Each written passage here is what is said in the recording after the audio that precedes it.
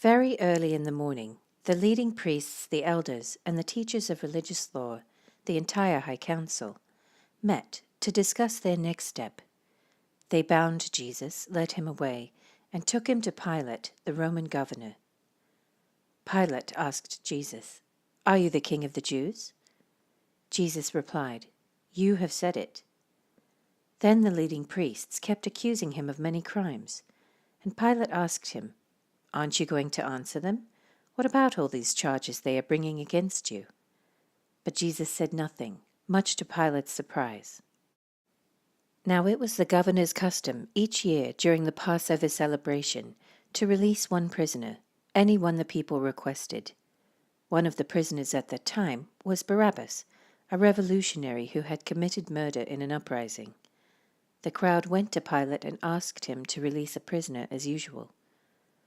"Would you like me to release to you this king of the Jews?" Pilate asked, for he realized by now that the leading priests had arrested Jesus out of envy.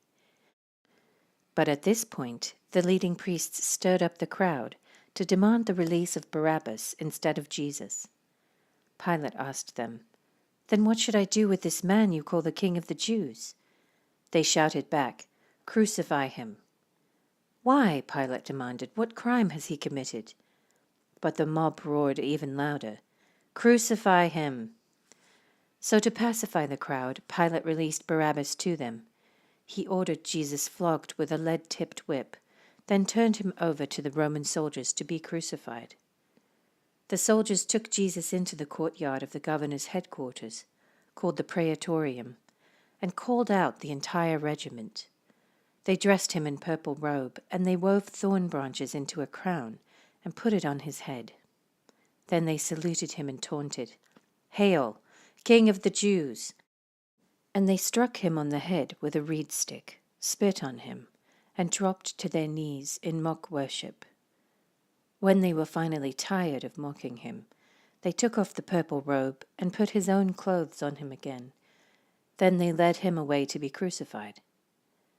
A passer-by named Simon, who was from Cyrene, was coming in from the countryside just then, and the soldiers forced him to carry Jesus' cross. Simon was the father of Alexander and Rufus. And they brought Jesus to a place called Golgotha, which means place of the skull. They offered him wine drugged with myrrh, but he refused it. Then the soldiers nailed him to the cross. They divided his clothes and threw dice to decide who would get each piece. It was 9 o'clock in the morning when they crucified him. A sign was fastened to the cross, announcing the charge against him. It read, "The King of the Jews."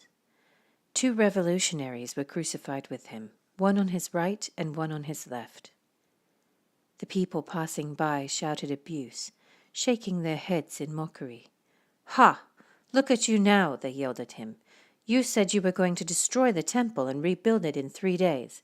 Well then, save yourself and come down from the cross." The leading priests and teachers of religious law also mocked Jesus. "He saved others," they scoffed, "but he can't save himself. Let this Messiah, this King of Israel, come down from the cross so we can see it and believe him." Even the men who were crucified with Jesus ridiculed him.